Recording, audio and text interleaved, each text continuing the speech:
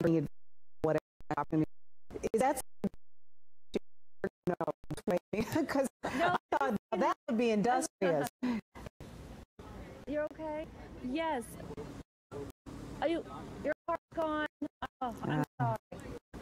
I'm glad you're okay, and your baby's okay. You see the little one on the driveway over there? There he is. Oh, he's so cute. So we're just glad that that family's okay. You said they lost their cars. You asked about cars. Yeah. But they're okay, and the family's kind of coming out. But you're right. I mean, I know everyone gets stir crazy. I know how bad you want to get out of your house. It's been a while, but these streets just aren't safe, and you don't want to lose your car. You know, I just heard from somebody who lost a car, and she said it can be replaced, and she's absolutely right. But you know, you got to be careful, and you know, it's receding. And that's the good news, and hopefully you can get out soon. But I would hate to see anybody else have problems with their car. I mean, I can't even imagine how many cars are damaged you know, in this neighborhood across the metro. Oh yeah, and in speaking about that, I read a report from the auto. I don't know what agency was giving this report. Auto industry, I don't know, somewhere along that area. They were guesstimating that between 300 to 500,000 vehicles are going to be damaged as a result of this storm. Now, that is an incredible number. I mean, and I don't find that number believable, because as each area you have been, Marla, as you have been riding around on these boats and where every reporter has been, we have seen countless vehicles that have taken in water or at least submerged. Yeah, and without question, we're talking about a place where everybody drives. We all drive in this city. And so it is not unlikely that we're talking about Are we supposed to go somewhere else? Because I don't. James, who are you talking about? All right. Yeah, we're listening to our producer right now, and he's telling us Nick near Greens Bayou. Okay. Why don't we go ahead and head to Nick? Go ahead. I don't see his live shot there. Nick, apparently this is a van that matches the description of another vehicle. Yeah, that's the word we just got. We just talked to a Houston police sergeant who came over and told us that the Saldivar family, the one where 6 loved ones went missing in a van over the weekend, 2 adults, 4 children. The family is out here on a bridge overlooking the Greens Bayou. The sergeant said that a van matching the description is down in the bayou, but it is too deep in there to be able to confirm that it is in fact the van. We don't know the status of anyone because they're not sure if that is in fact the van. The dive team is sitting right here behind us. They need to bring in a dive team to be able to pull the van out. It is so deep. The sergeant said the bayou is 35 meters deep right now. So the back end of the van is submerged, and the family is overlooking it, and the family says that it is in fact the van that they were in. But officers are not able to confirm that. I'm going to step out of the way so you can just see a little more of the scene. This is actually the same area that officers say that the van got swept away. And of course, the backstory here, the uncle was driving 2 grandparents and 4 young kids, all under the age of 18. And as the water came, he was able to escape and cling to a tree for life. No one else was able to get out of the van. And this is the same area where deputies found him on Lay Road, right by the Greens Bayou here. And it's going to take several hours, officers believe, to be able to just pull that van out. But they see the van matching the description. But we're looking down, and loved ones are just huddled on the edge of the bridge there, hugging, overlooking, and you got to believe it's got to be incredibly difficult for them down there. Okay, so I'm trying to understand exactly where this van is. Now, on the side, we're seeing the pictures of the family, and this is one of the it's tremendously tragic stories, horrifying stories. These people were trying to get away from the floods.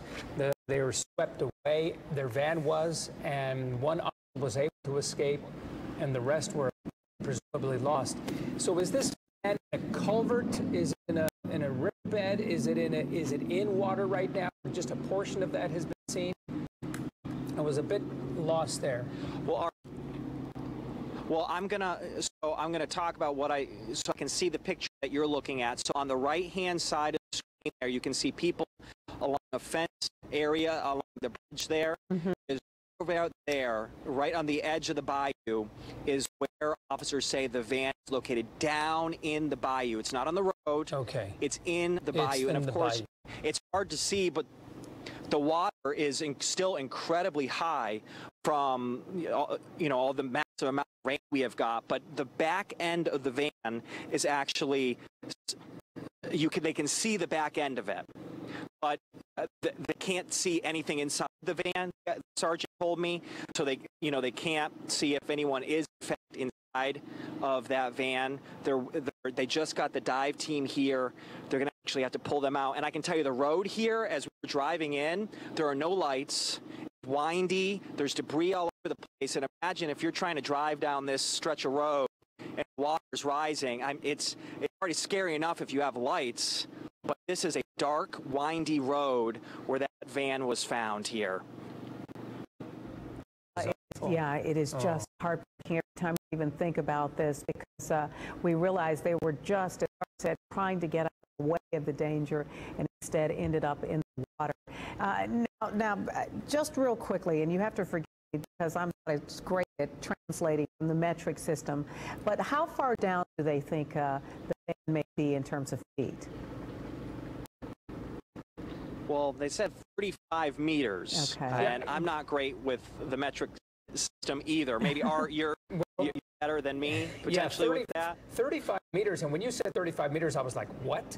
35 meters is about 120 feet, about 115 feet. Wow. That's which deep. Makes you, maybe what they were saying is that it's about 35 meters down from that bridge, because it couldn't be deep. Yeah. Because that's too deep, because 35 meters is about 115, 120 feet. Yeah, that would be like the ocean, dropping to the middle of the ocean. You're right. It may be somewhere around. My photographer Jaime is saying my photographer is saying 35 feet is what we're being told. Right. That makes sense. I couldn't imagine a GPS guy saying meters. Yeah. So, in Southeast Texas. That's what I mean. Yeah. 35 feet. Yeah. Go ahead. It's 35 feet deep, but the van is not 35 feet deep. Okay. It is deep enough where you can only see the back end. Right. So I would imagine the nose of that van is still well below that water, and just the back end is just sticking out. And the sergeant said the family who's over here, our family is over here looking. The family says it is in fact their van. Okay. So they are fairly certain. Oh my goodness, Nick. So sad. And as we continue to look at these pictures, And the divers are here. The divers are here, but the current is too strong. Yeah. Okay. The police said that they can't get to it and look inside the van, so they cannot confirm anything. I know a lot of people are asking me on social media, did they find anything in the van? They cannot safely get to it. Okay. So does that mean then that they will basically allow the van to continue to drift, or they're going to try to bring it up instead of diving down to look inside? I mean, what are their next steps? So the next step, like I mentioned, the dive team just arrived. What they're planning to do now is to enter the bayou. They're going to tie something around the van and then physically pull it up out of the bayou. Gotcha. That is the next phase, and that could take several hours possibly to do. You know, Nick, while you've been speaking and giving us this account of this horrific tragedy, we've been looking again and again at the pictures of the children involved, and that brings horrific tragedy to more of a poignant view of what we're dealing with here. You know, whether it's one life or whether it's 50 or 100, the tragedy is the same, because these people, when they suffer, when one suffers, we all suffer. And this has been one of those circumstances where this was the great tragedy right here of this losing this family that just mushroomed to those numbers, to the number of dead. Yeah, and at this point, it's still far too early in all of this process to even to begin to know how many casualties there may be out there. Right. I think until now we've all been pleasantly surprised to know that so many people were able to get out of the day of danger. Early warning helped. The fact that so many people cooperated certainly helped. People evacuated when and where they needed to. But as the waters begin to recede, I suspect we're going to find out more of these tragic stories. And this one is especially heartbreaking when you look at just how young the children were. Yeah. And then this couple, the grandparents, who apparently both had some form of dementia, but were still, adored by their family. So sad. Just a heartbreaking story. Well, all Nick, right. if you and Jaime will continue to follow this story for us and to let us know when there has been some break in this case, we sure would appreciate it. Thank you, Nick. We appreciate the sensitive reporting out of that area. All right, we are going to go to break. We will be right back after this.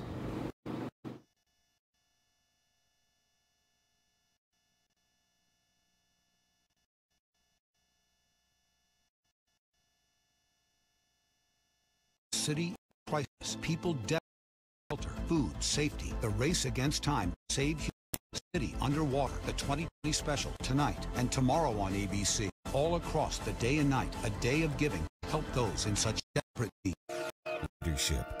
It's more than a slogan. It's at the heart of everything we do at Witness News. It's a commitment to always